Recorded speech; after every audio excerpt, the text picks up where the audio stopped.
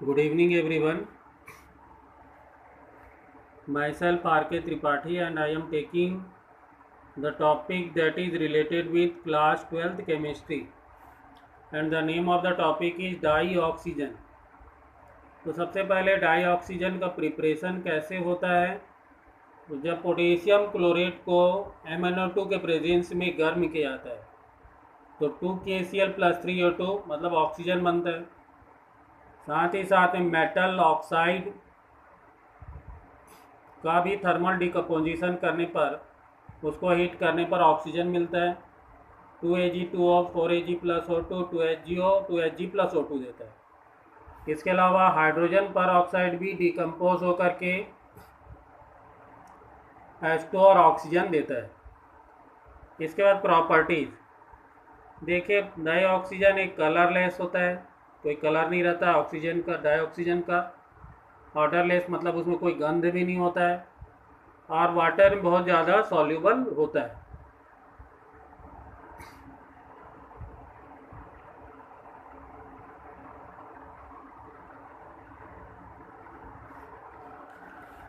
इसके 3 stable isotopes होते हैं, 3 स्टेबल आइसोटोप्स होते हैं, O16, O17 एंड O18।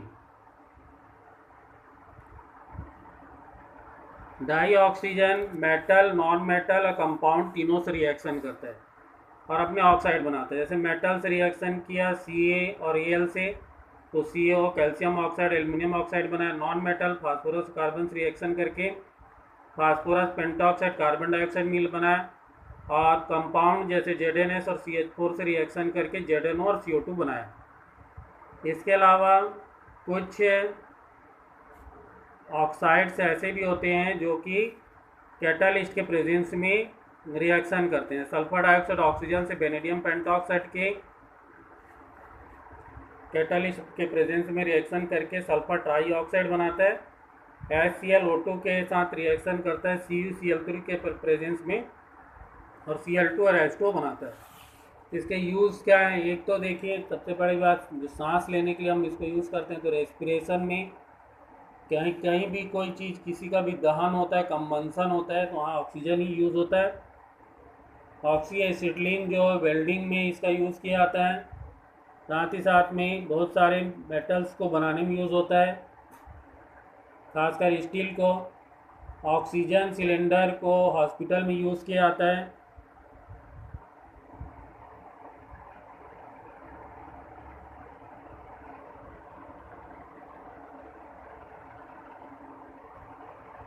और इसके अलावा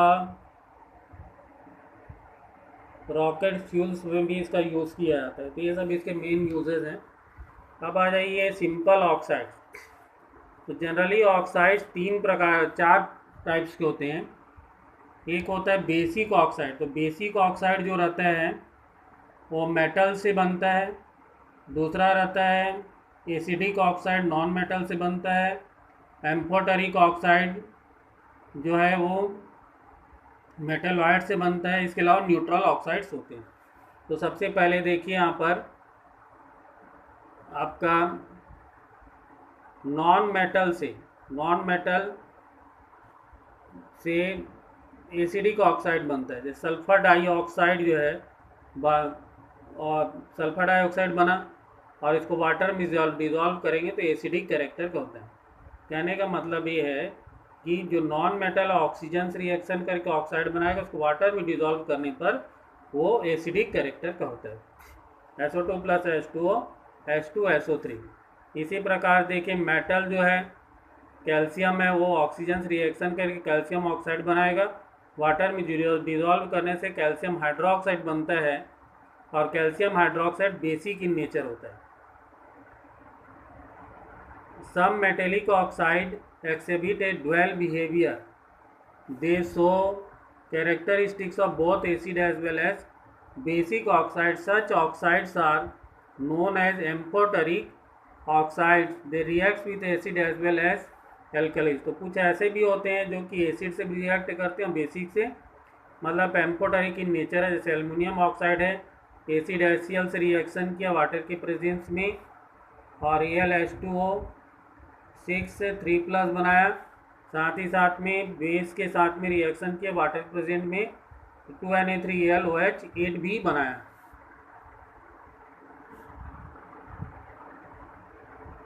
इसके अलावा कुछ न्यूट्रल ऑक्साइड के भी एग्जाम्पल दिए गए हैं। CO, NO और N2O जो है वो न्यूट्रल ऑक्साइड्स हैं।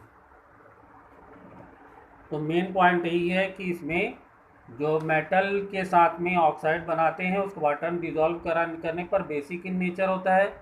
नॉन मेटल के साथ में ऑक्साइड बनाते हैं, वाटर में डिजॉल्व करने पर एसिडिक इन नेचर होगा। और मेटल वाइड्स जो रहेंगे वो एम्फोटेरिक इन नेचर होंगे। साथ ही साथ कुछ न्यूट्रल भी होते हैं जैसे CO, NO और N2O। इसके बाद नेक्स्ट है ओजोन, ओजोन O3। तो ओजोन लेयर जो हमारी पृथ्वी है उसके चारों ओर 20 किलोमीटर की ऊंचाई पे ओजोन लेयर पाया जाता है और अल्ट्रावायलेट रेडिएशन को इंफ्रारेड में चेंज करता है। Ozone is an allotropic form of oxygen. It is too reactive to remain for long in the atmosphere at sea level at a height of about 20 kilometers. It is formed from atmospheric oxygen in the presence of sunlight. तो sunlight के presence में oxygen से क्या मिलता है हमको, ozone मिलता है। This ozone layer protects the earth surface from an excessive concentration of ultraviolet radiation. तो अल्ट्रावायलेट रेडिएशन से हमको बचाता है।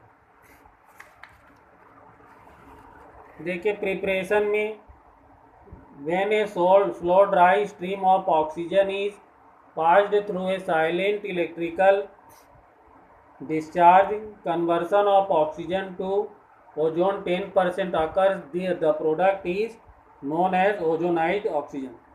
तो जब ऑक्सीजन को इलेक्ट्रिक डिस्चार्ज के प्रेजेंस में प्रवाहित किया जाता है तो यहाँ पर ओजोन बनता है जो 10% होता है। साथ ही साथ में यदि वहाँ पर बैटरी को यूज़ करें तो इसका परसेंटेज बढ़ जाता है और ये ज़्यादा हो जाता है। Since the formation of ozone from oxygen is an endothermic process, it is necessary to use a silent external discharge in its preparation to prevent its decomposition. If concentration of ozone greater than 10% are required, battery of ozonizers can be used and pure ozone boiling point 101.1 Kelvin can be condensed in a vessel surrounded by liquid oxygen। यहाँ पर ozoniser में बनाया जाता है, सीमेन ozoniser से ozone बनाया जाता है, मतलब ऑक्सीजन को फ्लो करते हैं इलेक्ट्रिक चार्ज प्रेजेंस में, तो ये ओजोन बनता है। इसकी प्रॉपर्टीज़ क्या है? तो पहला है कि प्योर ओजोन जो रहता है प्लेन ब्लू गैस है। दूसरा डार्क ब्लू लिक्विड के फॉर्म पाया जाता है, वायलेट ब्लैक सॉलिड के फॉर्म में पाया जाता है।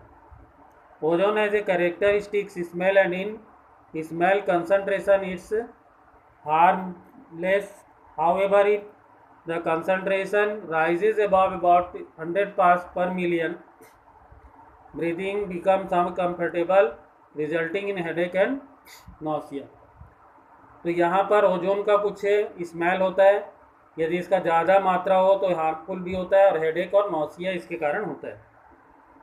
वह ozone is thermodynamically unstable with respect to oxygen, since it decomposes into oxygen result in the liberation of heat and an increase in entropy. These two effects reinforce each other, resulting in large negative Gibbs energy charge. Delta G is conversion into oxygen. It is not really surprising, therefore high concentration of ozone can be dangerously explosive। तो इसमें तीसरा point यह है कि ज़्यादा concentration में ozone में explosion भी हो सकता है। साथ ही साथ में ओजोन क्या है, नेसेंट ऑक्सीजन देता है, इसलिए एक पावरफुल ऑक्सीडाइजिंग एजेंट है। तो यहाँ पर लेड सल्फाइड को लेड सल्फेट में और I- को यहाँ पर आयोडीन में बदल देता है।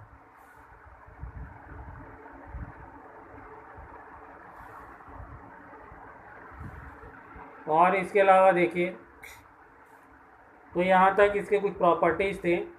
अब इसमें ओजोन लेयर में डिप्लीशन क्यों हो रहा है?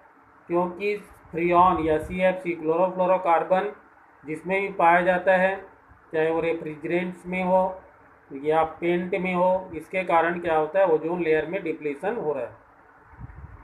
दूसरा, इसके अलावा जो जेट से नाइट्रिक ऑक्साइड निकलता है वो भी ओजोन लेयर में डिप्लीशन कर देता है। तो यहाँ एक रिएक्शन NO+O3 NO2+O2, तो यहाँ पर नाइट्रिक ऑक्साइड ओजोन का डिप्लीशन कर देता है।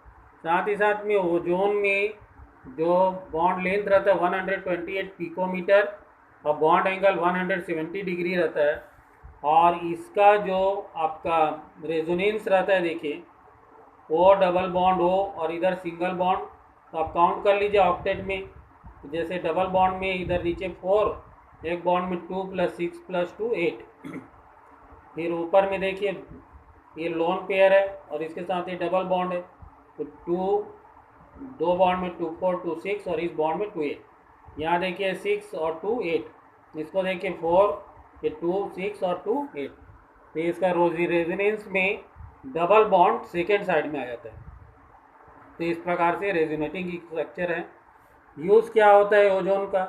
जर्मीसाइड के रूप में यूज़ होता है, जर्म्स को मारता है, डिसइंफेक्टेंट के रूप में यूज़ होता है, और साथ में and for sterilising water it is also used as bleaching oils, bleaching के काम में भी आता है, मतलब रंग उड़ाने के लिए।